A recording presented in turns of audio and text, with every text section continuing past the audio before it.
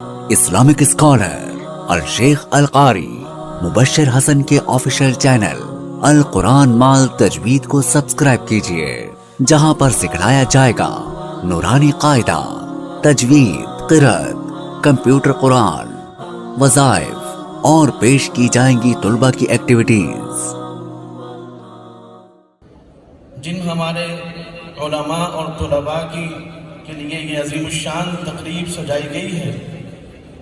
جس میں سینکڑوں مفتیان، علماء، حفاظ، قراء، طلباء و طالبات ہیں، ان سب کو مبارکباد پیش کرتا ہوں۔ اور میرے لیے یہ سعادت کی بات ہے، امتحان کی بات ہے کہ مجھے یہ فرمایا گیا کہ میں اس موقع پر کچھ کہوں۔ بس میں انتہائی مختصر ایک بات عرض کرنا چاہتا ہوں، وہ یہ ہے کہ ہم پڑھتے رہتے ہیں کہ ایک ظرف ہوتا ہے اور ایک مظروف ہوتا ہے۔ ظرف جیسے مثال کہ یہ میرے ہاتھ میں گلاس ہے، یہ ظرف ہے، اور جب اس گلاس میں کوئی چیز ڈال دوں گا، وہ جو بھی چیز ہوگی وہ اس ظرف کا مظروف بن جائے گی۔ اس میں پانی ڈال دیا جائے، شربت ڈال دیا جائے، دودھ ڈال دیا جائے، تو کسی بھی ظرف میں جو چیز ڈلا کرتی ہے اس کو مظروف کہتے ہیں، اور وہ چیز خود ظرف ہوتی ہے۔ اور یہ بات ہم آپ جانتے ہیں کہ ظرف بھی قابل قدر ہوتا ہے، کہ اگر ظرف ہی نہ ہو تو اس میں ہم مظروف کیسے ڈالیں؟ مثال کے طور پر اگر گلاس ہی نہ ہو تو پھر پانی کیسے ڈالیں گے؟ تو مظروف کے لیے ظرف کا ہونا ضروری ہے، اور ظرف بھی قابل قدر ہے۔ لیکن وہ جو ظرف ہے، اگر اس میں مظروف نہ ہو یا مظروف جو ہے وہ قابل قدر نہ ہو، تو پھر اس ظرف کی اہمیت بھی گھٹ جاتی ہے، کم ہو جاتی ہے۔ اب ہمارے پاس سارے کے سارے برتن موجود ہوں، لیکن ان برتنوں میں مظروف کے لیے ہمارے پاس کچھ نہ ہو تو اکیلا ظرف ہم کسی کے سامنے پیش نہیں کیا کرتے۔ میں اس کو مثال سے بات کرتا ہوں کہ مثال کے طور پر ہم کسی کو خالی گلاس پیش نہیں کرتے کہ جی ہمارے ہاں مہمان تشریف لائیں، اور ہم ان کو یہ کہیں کہ آپ یہ گلاس لے لیجئے، آپ یہ کپ لے لیجئے، آپ یہ ڈونگا، آپ یہ ڈش لے لیجئے۔ خالی برتن تو ہم کسی مہمان کے آگے تبھی رکھ سکتے ہیں جب ہمارے پاس ان برتنوں میں، ان ظروف میں ڈالنے کے لیے مظروف بھی موجود ہوگا۔ تب ہم یہ کہیں گے،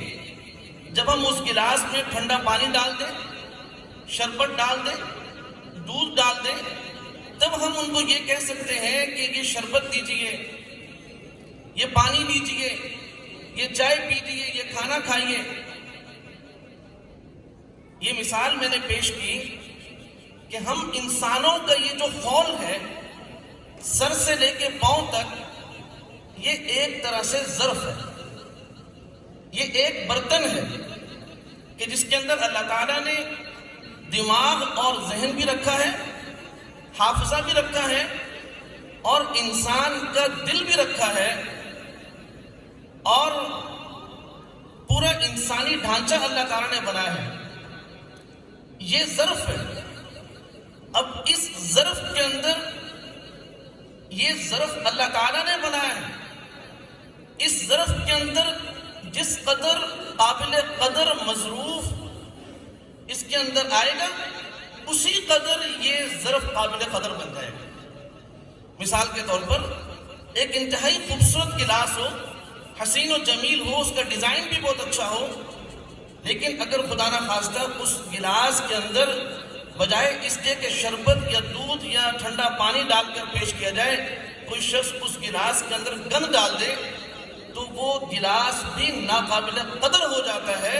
اس کو بھی مجلس میں رکھنا بے ادبی اور گستاخی ہوتی ہے۔ تو انسان کا یہ جو ظرف ہے،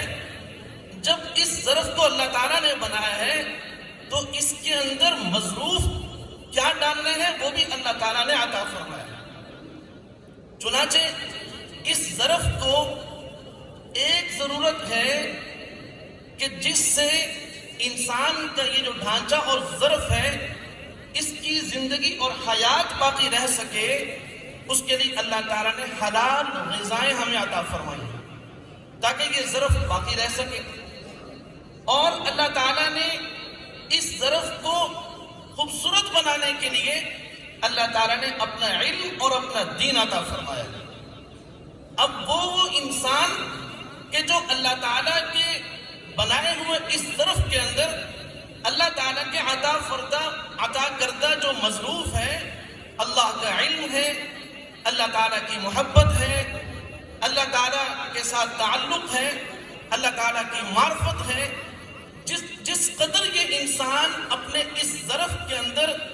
یہ قیمتی مظروف ڈالتا چلا جائے گا، انسان کی قدر بڑھتی چلی جائے گی۔ بس میں اپنی بات مکمل کرنے کی طرف جاتا ہوں کہ آج دنیا میں کروڑوں لوگ حالت کفر میں جی رہے ہیں، لیکن وہ ظرف تو ہے اللہ تعالیٰ کا بنایا ہوا، لیکن انہوں نے اپنے اندر اللہ تعالیٰ کا عطا کردہ مظروف ایمان، توحید، یقین، اللہ کی محبت، اللہ تعالیٰ کا قرب، اللہ تعالیٰ کی معرفت، اللہ تعالیٰ کے علوم، یہ سب چیزیں یہ ظرف خالی ہے، اس مظروف سے یہ ظرف خالی ہے، تو اللہ تعالیٰ کے ہاں ان ظروف کی کوئی قدر نہیں ہے، جبکہ یہ بنائے گئے قابل قدر ہی تھے۔ اور جو اپنے اس ظرف کے اندر اللہ تعالیٰ کی عطا کردہ یہ چیزیں ڈالتا چلا جائے گا، وہ قابل قدر ہوتا چلا جائے گا۔ اب ایک انسان نے اپنے اس ظرف کے اندر ایمان ڈالا تو وہ کفار سے قابل قدر ہو گیا۔ پھر اس انسان نے اپنے اس ظرف کے اندر اللہ تعالیٰ کی محبت بھی حاصل کر لی، اللہ تعالیٰ کا قرب بھی حاصل کر لیا، اللہ تعالیٰ کے علوم میں سے جس قدر اپنے ظرف کو بڑھتا چلا جائے گا، اللہ تعالیٰ کے ہاں اس کی قدر و قیمت بھی اسی طرح بڑھتی چلی جائے گی۔ اب ماشاءاللہ آپ کے اس مدرسے کے اندر، دیگر مدارس و جامعات کے اندر اللہ تعالیٰ نے اپنے اور اپنے نبی صلی اللہ علیہ وسلم کے ایسے جانشین معلمین اللہ نے عطا فرما رکھے ہیں جو انسانی ظروف کو، جو انسانی ظرف ہے اس میں قابل قدر ظروف اس کو دے رہے ہیں اور اس کی قیمت بڑھا رہے ہیں۔ ایک عام مومن وہ بھی قابل قدر، لیکن جب وہ قرآن کریم کا حافظ بن جائے تو وہ اور زیادہ قابل قدر، اور جب وہ عالم بن جائے تو وہ اور زیادہ قابل قدر۔ وہ ماشاءاللہ مفتی صاحب بن گئے، انہوں نے اللہ والوں کی صحبت اٹھا لی، پھر وہ مدرس بن گئے، وہ خطیب بن گئے، مجاہد بن گئے، مبلغ بن گئے۔ جیسے جیسے وہ اخلاق، اوصاف، علوم اس ظرف کے اندر آتے چلے جائیں گے، یہ ظرف قابل قدر ہوتا چلا جائے گا۔ یہ مدارس و جامعات انسانوں کی قدر بڑھا رہے ہیں، اور یہ قدر والے لوگ ہیں، یہ دنیا میں بھی مقتدا اور مقتدا ہے، اور آخرت میں بھی اللہ تعالیٰ نے ان کی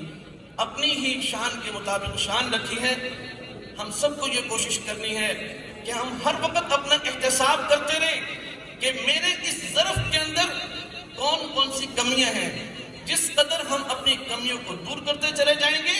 اور اچھائیاں پیدا کرتے چلے جائیں گے، ہم عند اللہ بھی قابل قدر ہوں گے، اور دنیا والوں میں بھی اللہ تعالیٰ ہمیں قابل قدر بنا دیں گے۔ اللہ تعالیٰ ان باتوں پر مجھے عمل کرنے کی توفیق عطا فرمائے، ہم سب کو عمل کرنے کی توفیق عطا فرمائے۔ وآخر دعوانا الحمدللہ رب العالمین۔